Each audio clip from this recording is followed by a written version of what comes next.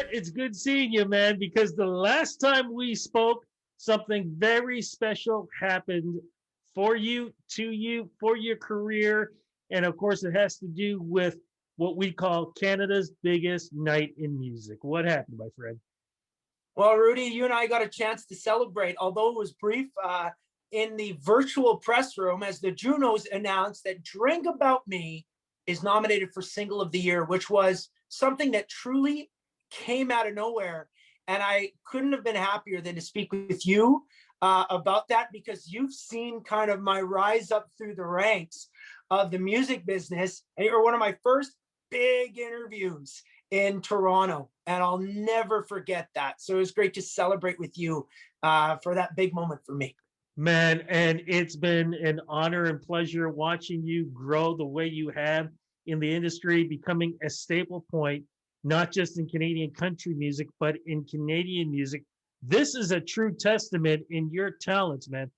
It's always great to be nominated as in a Juno Award, in the Juno Awards. It's always great to be nominated in the country categories, but this is something very different and something very special when you're talking about single of the year. Tell me how this feels getting that category. Well, the feeling truly is indescribable. I can't tell you how this feels because I've never had this feeling before. I've been very lucky to have some great success and some great recognition in the past. Mm. And I've got a great list of goals here in my office and that I look at on a regular basis. But this wasn't part of the goal list because I didn't think this maybe was attainable, which is a great lesson to say that maybe my goals haven't been big enough. So to be in the same category as Lennon Stella, who's a friend and had an incredible breakout year, JP Sax and If the World Was Ending, You Come Over, right? A song that I've probably given 1 million streams to. And then you've got Justin Bieber, who truly is the king of our Canadian format and of all genres around the world.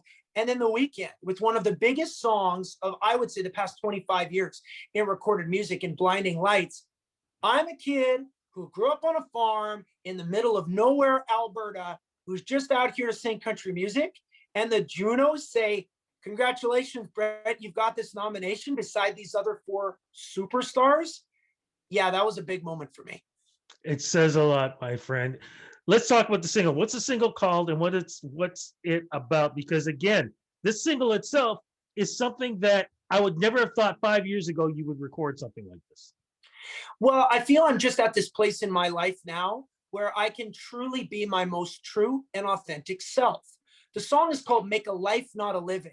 And after I was so busy over the last half decade, for sure, chasing so many things and being so externally driven and external validation was all I was really craving. All of this significance, I've made a pivot in with my mindset and my headspace, understanding that that may be not what life is all about. The record, What Is Life, has this opening song called Make a Life, Not a Living.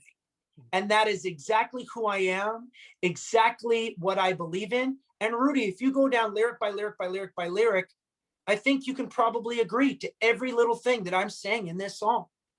Well, here's the thing. That song came out at the perfect time because what's going on with this pandemic, a lot of people are reassessing their life. Do you see what I'm saying? But putting that song with what's going on right now? Absolutely. The timing was everything on this.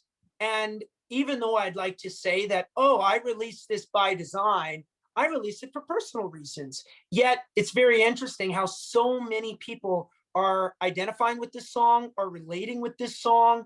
And that is one of the most special things for an artist, to get that type of response from my fans and people in the industry saying they too are going through exactly what I'm going through.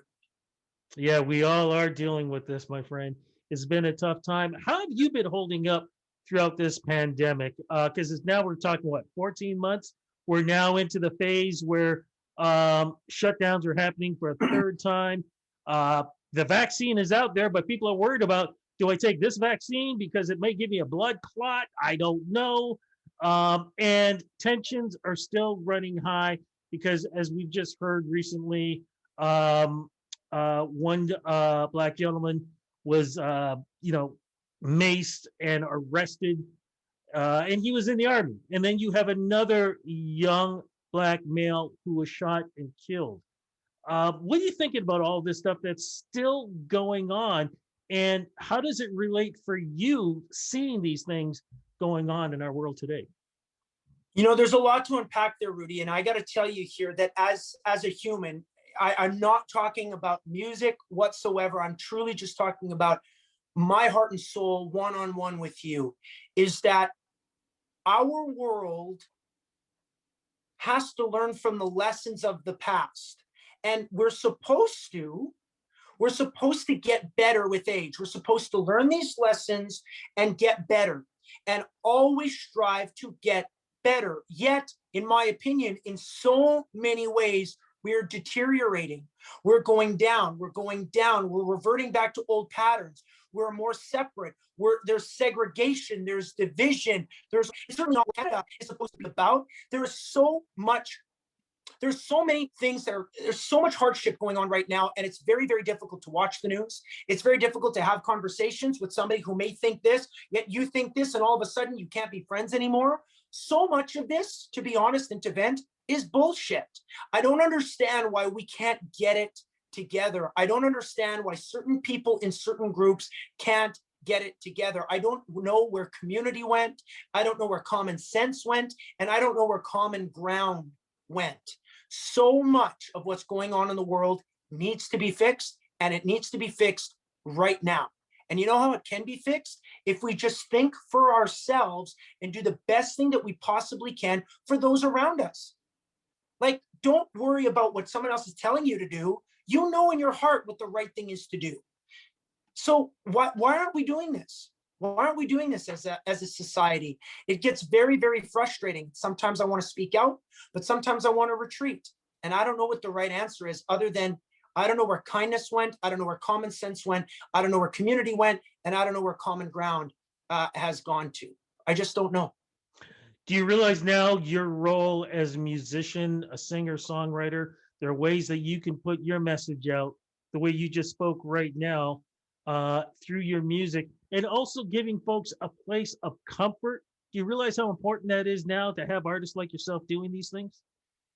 Well, very much so. And I love that I have an opportunity to talk and spread positivity to as many people as possible. One of the challenges, though, is the giant topic of cancel culture, because with so many different things that I could say, that I believe in my own integrity is something that is going to unify as many people as possible. I'm coming from a place of unity for the greater good of all, not from not from like a selfish standpoint, but many different things I could say still could be taken wrong. And if they're taken wrong, that negativity, that one little piece of negativity that was often so unintended, will grow and grow and grow and grow. One poison seed is going to spoil a whole tree of fruit. So with that being said, a lot of celebrities are afraid to speak out on topics of vaccines, topic of COVID, topic of all these different human rights issues, because sometimes you say something and everyone else will attack you. So there's going to come a point for a lot of us, or me, to say, I don't care what the naysayers may say. This is what I believe in my heart. I've been a part of this industry for 10 years. I've been a human being for 30 years. I'm just here for the greater good of all. Take it or leave it. This is my stance. Discern for yourself, but this is how I see it. And if one thing causes separation, then I'm not for it. I'm not. If this choice causes unity, then I'm for it. So if you want to talk about the issues that you expressed in terms of what has recently happened with another Black life, getting ended, this Mace scenario you're talking about, enough's enough. Enough is enough. Why did we not learn this? All of us. Why did we not learn this last year? Why did we not learn this in the 60s? Why did we not learn this in 1870? Why did we not learn this in the 1860s? We had a war over this. What's going on? Why are we reverting back to our old ways? It's very difficult. So Rudy, I went on a rant here. Sometimes I want to cry and I want to retreat and just go to my farm and just put my head in the ground. Sometimes I really want to do that. Or sometimes I want to get on my Instagram in front of 128,000 people and just say, get it together. But in doing so, who knows? I might get a call from the association. I might get a call from maybe my record label saying, shut up and sing. I don't know. I don't know what's going to happen. It's a very, very awkward time for an artist. It definitely is. But, you know, during this time, as we talked about unity and bringing people together with great music, you, my friend, have some great music coming out very, very soon. What's going on that platform? The entire headspace and mindset that I've been in, and the internal struggle, Rudy, of what life is really all about. What I can say is that it lent itself into this brand new era for me, and this brand new chapter of trying to write and record and produce music that is a lot more heart driven instead of hit driven. I would love a hit on the radio. There's no denying that. But it's even better and more sweet when it's something that is truly meaningful and has a lot of meat on the bone. So every decision I made was very intentional with this record, What is Life? Every decision I made with every song, to a degree, answers that question. So if I'm going to, talk about positivity, I'm trying my very best to spread that through the songs I've selected for this record. It's a very, very positive record. As we speak, do we know what the first single is going to be or when it's going to be out? Well, you know what? We're very lucky because Make a Life Not a Living was the first single, and it set a record at Canadian radio. Pretty much every radio station added it out of the box. It debuted inside the top 40. 5 weeks, it's top 20 now. It's really special to see this type of response from country radio, and I think so many fans so far. Looking forward to it. Do we know what's going to be happening with you with the Junos? Have they said anything to you yet as we speak? No, I've had no communication with the Junos. Of course, our team has made a very strong case that we would love to be a part of this incredible celebration. It's the 50th anniversary. It's the biggest night for music. So we've said that if there's an opportunity to maybe even pay tribute to all country music and all the award winners from Shania to Anne Murray, who is the #1 Juno award winner. She has more Junos than anybody else. Well, maybe there's an opportunity to pay tribute over 50 years of country music at the Junos. I'm not sure. It's completely up to Alan Reed and his incredible team. Yeah, but I think they owe you. Remind folks what you were supposed to have done last year was supposed to have been a big surprise. Well, I was supposed to be hosting their Saturday night gala, the live stream on all these different platforms. I was so excited to finally get a chance to host and have so much fun. It was going to be great. Of course, that was taken away, but I hope that the Junos will be able to have a conversation with me and with my team. We can get back in the saddle. If it's this year, I'll have to hurry up. But if it's next year, I'm ready to go too. As we're wrapping this up, are we going to get another chance to get a drive-in concert series like you did last year? Because I think one of those was actually recorded and televised and did extremely well on television. Yeah, our shows that we did for our drive-ins, we made a documentary, and when CTV and CTV Crave put it out, it was amazing, that type of response that we got. Very, very, very high numbers in terms of the music space. We know what the numbers are for awards like the Canadian Country Music Awards, or for a lot of the award shows and music programming on the network.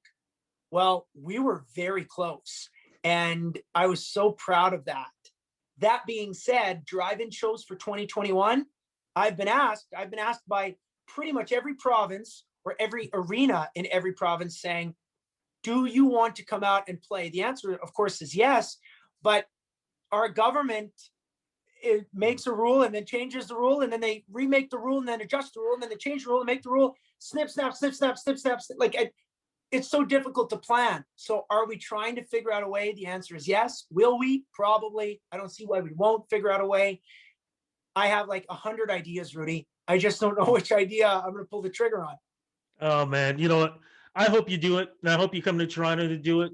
Because for folks who don't realize, you were the first Canadian act to sell out the Danforth Music Hall. I think it was it 2 nights?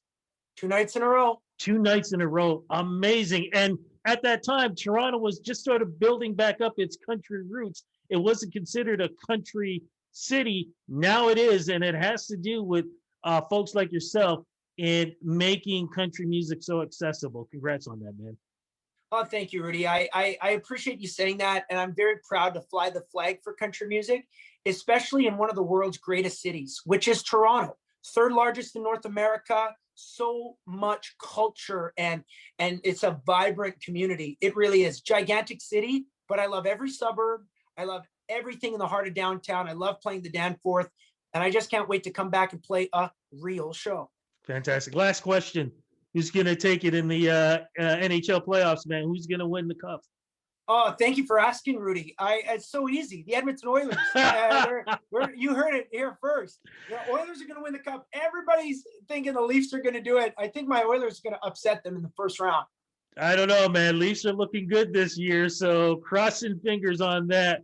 Look, my brother, be safe. Love you big time. Thank you so much for the interview. Congrats on the Juno nomination. Congrats on the upcoming album. Looking forward to everything you're doing in 2021. And I am crossing fingers, man. We do see each other in person at some point in this time. I agree. I can't wait to see you. And it's probably going to be a very long and awkward hug, Rudy, because I miss you. We see each other with 2, 3, 4 times every year. Now I haven't seen you in like 2 years. So I can't wait for that reunion.